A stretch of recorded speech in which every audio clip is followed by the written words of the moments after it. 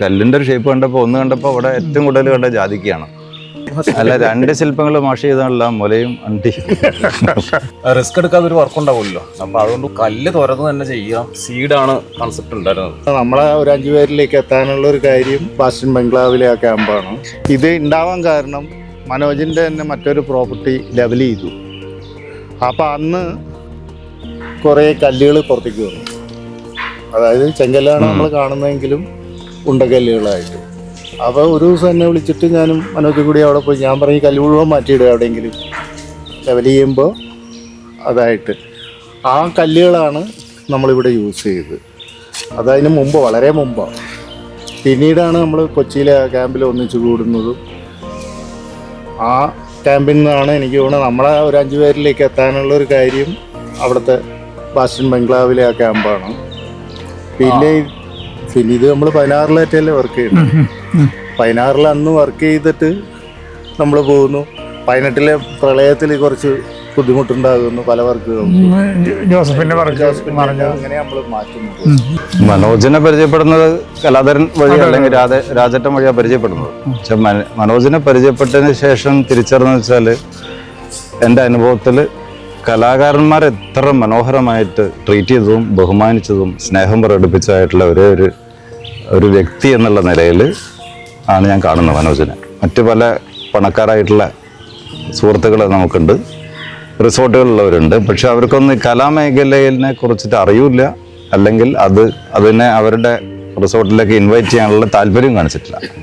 മനോജ് നേരെ തിരിച്ചാ. മനോജിന് കലയെ തിരിച്ചറിയാനും അല്ലെങ്കിൽ കലയെ പ്രോത്സാഹിപ്പിക്കാനും വളരെ താല്പര്യമുള്ളൊരു വ്യക്തിയായിരുന്നു. അങ്ങനെയാണ് ഞാൻ അവിടെ എത്തിപ്പെടുന്നതും ശില്പങ്ങൾ ചെയ്യുന്നതും.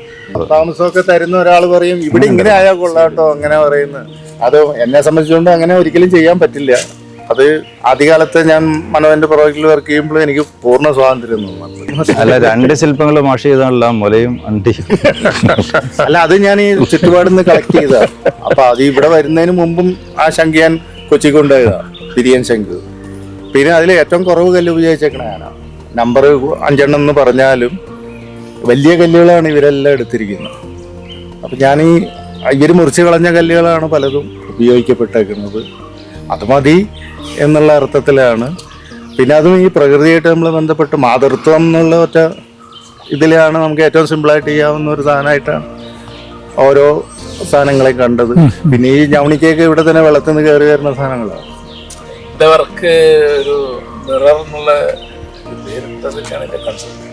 അതിൻ്റെ ഉള്ളിലേക്ക് നോക്കാന്നുള്ളത് അങ്ങനെയൊക്കെ പറയാം.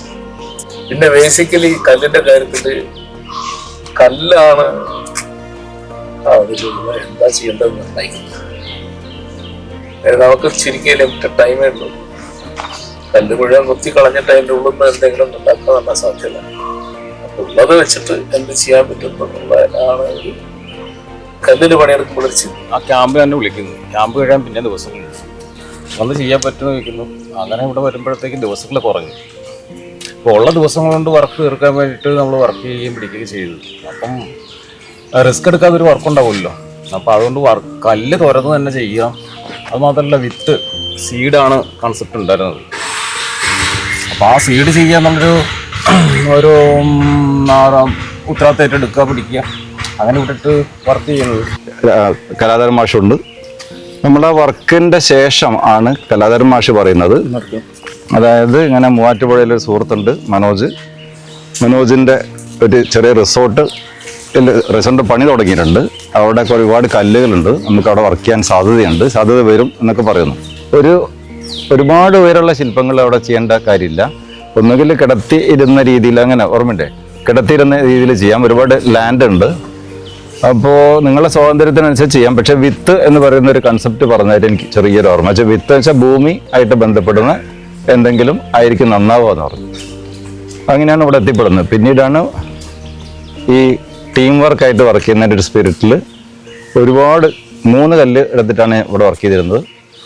ബാക്കി 2 നമ്മൾ എത്ര അസിസ്റ്റൻ്റ് ഇരുന്നു? 4 6 6 പേര്. അവരിവിടെ ഉളി കാച്ചുന്നു, ഒരുമിച്ച് ഭക്ഷണം കഴിക്കുന്നു. അതൊരു വളരെ വ്യത്യസ്തമായിട്ടുള്ള, കുറച്ചും കൂടി ഇൻറ്റിമേറ്റ് ആയിട്ടുള്ള ഒരു തരം കമ്മ്യൂണിറ്റി ആയിട്ട് രൂപപ്പെടുന്നുണ്ട് ഈ ക്യാമ്പ്. അത് കഴിഞ്ഞിരിക്കുന്ന സമയത്താണ് കലാധരൻ പറയുന്നത് ഇങ്ങനെ ഞാനും കലാധരനും ഈ കല്ല് കാണാൻ ഒരു ദിവസം വന്നിട്ടുണ്ട്. ഇവിടെ വേറൊരു സ്ഥലമാണ്. ആ കല്ല് കാണാൻ വന്ന് ശരി നമുക്ക് പറ്റുമെങ്കിൽ ചെയ്യാൻ പറ്റുമെന്ന് മനോജൻ ചോദിക്കൂ. അങ്ങനെ പറഞ്ഞപ്പോഴാണ് ഒരു ദിവസം കലാധരൻ പറഞ്ഞ മനോജ് നമുക്ക് നേരിട്ട് പോയി കാണാമെന്നിട്ട് അങ്ങനെ വന്ന് ഈ മനോജ് തയ്യാറാവുന്നത്. എൻ്റെ വർക്കിൻ്റെ പേര് എന്ന് വെച്ചിട്ടുണ്ടെങ്കിൽ മ്യൂസിക് സെൽഫ് എന്നാണ്. എൻ്റെ സബ്ജക്റ്റ് തന്നെ മ്യൂസിക്കാണ്. അപ്പോൾ മ്യൂസിക് തന്നെ ഫോമായി വരുന്ന ഒരു രീതിയാണ് എൻ്റെ ശില്പത്തിൻ്റെത്. ഞാനിവിടെ കണ്ട കല്ലിൻ്റെ ഷേപ്പിനനുസരിച്ചാണ് ഞാൻ കൺസീവ് ചെയ്തത്. അല്ലെങ്കിൽ എൻ്റെ ഒരു ആശയം അതിൽ അടിച്ചേൽപ്പിക്കേണ്ടെന്ന് പ്ലാൻ ചെയ്തു. കല്ലിൻ്റെ ഒരു ഷേപ്പ് കണ്ടപ്പോൾ അവിടെ ഏറ്റവും കൂടുതൽ കണ്ട ജാതിക്കാണ്. പിന്നെ ജാതി താഴെ വീണിട്ടുള്ള അതിൻ്റെ ഒരു ഭംഗിയില്ലേ, റെഡ് കളറുള്ള ഭയങ്കരമായിട്ട് വശീകരിക്കുന്ന ഒരു കളറായിട്ട് തോന്നി. അപ്പോൾ പിന്നെ അത് ഒരു കല്ലിലേക്ക് നേരെ ട്രാൻസ്ഫർ ചെയ്യുന്നു. ഒരു കല്ല് കണ്ടപ്പോൾ അതിൻ്റെ അകത്ത് ജാതിക്ക ഉണ്ടെന്ന് തിരിച്ചറിഞ്ഞു. ബാക്കി അതിൻ്റെ തോല് പൊളിച്ചാൽ മതി. അങ്ങനെയാണ് വിത്തുകൾ 3 തരം വിത്തുകളാക്കിയിട്ട് മാറ്റുന്നത്. ഇപ്പോൾ ഇത് 2016 നമ്മൾ തുടങ്ങുന്നതും തീർക്കുന്നതും എല്ലാം കൂടി. ഇനി ഭാവിയിൽ ഇങ്ങനൊരു അവസരം വന്നാൽ എന്തായിരിക്കും നമ്മൾ ചെയ്യുക എന്നുള്ളതാണ്. എന്ത് ചെയ്യുന്നുള്ളത് ഇപ്പോൾ ഒരിക്കലും പറയാൻ പറ്റില്ല. പരിസരത്തിനെ അനുസരിച്ചിരിക്കും, ആ ലാൻഡ്സ്കേപ്പിനനുസരിച്ചും എല്ലാത്തിനനുസരിച്ചിരിക്കും. ആ കാലഘട്ടത്തിൽ തന്നെ ആ തീമൊക്കെ മാറും. ഇതൊന്നും മുൻകൂട്ടി പറയാൻ പറ്റാത്തൊരു കാര്യമാണ്. ചിലപ്പോൾ കല്ലിന്റെ ഷേപ്പ് തന്നെ വേറെ ആയിരിക്കും.